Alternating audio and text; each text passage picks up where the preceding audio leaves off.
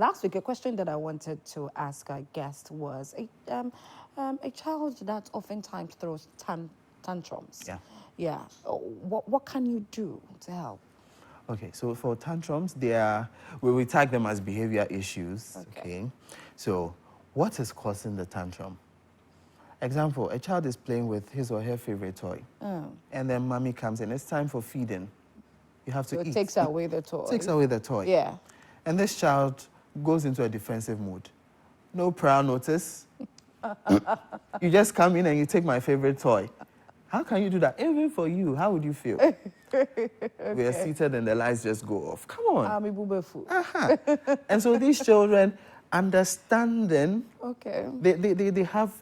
they differently understand situations. And so instead of just going to take away the toy, why don't you start preparing the child? And so from the time you start making your supper, breakfast, you try to introduce the child. Okay, so we're going to eat breakfast in, let's say, 50 minutes. And so you make sure the child sees the ingredients, sees That the you're items. about to make the breakfast. To make it. Okay. And so even as the child is playing, the child has a recorder somewhere. Okay, there is something going on in the background. And once you present it to the child, you try to take the toy slowly. Instead of just come and then you just snatch it. Right. Okay. And sometimes children who have poor communication skills, I don't like to use those terms because it looks discriminating, but let's say poor communicating skills, you can't really place your hand on what is causing the tantrum. Yeah. They can just wake up and they are crying. They're just hitting themselves on the floor. So what could be the problem? So the occupational therapist can actually just screen the child's routine. It's possible you miss the child's routine. So today, instead of brushing before bathing, you bath before brushing, and that caused the tantrum. Oh, okay. So when they get used to a particular routine, you can't just miss a step? Yes. Or... Not all the time. Not all the time? Yes. Okay. And so tantrums is very big. And so we have to identify what are causing these tantrums and then put in support structures to help the child. Wow. An occupational therapist, do you do anything emotional for the children?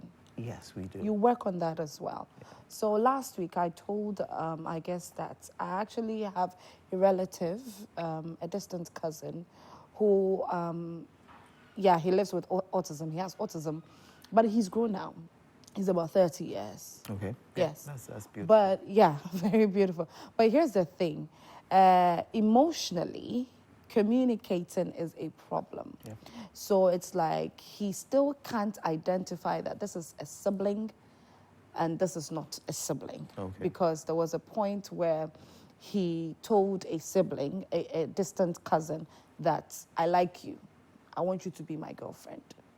You get what I'm trying to say? Yeah. And like, if you do not know his situation, you could get angry. If you do not understand to some extent what it is that could be the problem, you would get mad at, like that kind of thing. Yeah. So with their emotions, what exactly do you do to help them? Okay, so there's a typical example. This child growing up cannot tell the difference between siblings and non-siblings. Yes. Okay, and you want to help the child to understand, okay, apart from your brother and sister, you can have another brother and sister who is from your aunt, so a cousin. Yeah. So helping the children to understand that not everybody you meet, random person who you haven't interacted with, is not related to you. Mm-hmm. Even for us growing up, realize that until you are taken to some social events, you may not be able to tell, okay, this particular lady is my cousin, is my auntie. Yeah, you wouldn't know until you're told. And so we try to introduce these systems to the children, okay? Try to help them to understand that, okay, so in the family setting, we have father, mother, we can have grandparents, we can have siblings, we can have distant or external families. And these people make up the external families. And by teaching them, they tend to understand, okay, so a cousin is actually an uncle's son or daughter. If the mind picks up and is able to process that, then this person is able to differentiate. So let's say in the process of you doing that, should you be introducing them to these relatives? Would that not be too clumped up in their heads, or too clumsy in their heads? Yes, so we are introducing a concept. Okay. So helping them to understand family systems. Okay. So if this person understands who a cousin is, who an auntie is, who an uncle is, when you introduce yourself as, oh, I'm your uncle, this child just defines, okay, an uncle is this, and then is able to map it up, and then appreciate who you are and how I am related to you and how you are related to me. Because sometimes I think about it and I'm like, this should be quite difficult because, this distant relative of mine, he's really an age where, under normal circumstances, I was all a girl. You get what I'm trying to say? But he's unable to, because of the communication and then all that, because of the situation. And so I wonder what exactly can be done to help him out. Yeah. You get me? Yeah. And sometimes I feel like, okay, at age 30, could it be too late? That's one thing. I feel we shouldn't give up. There's no giving up.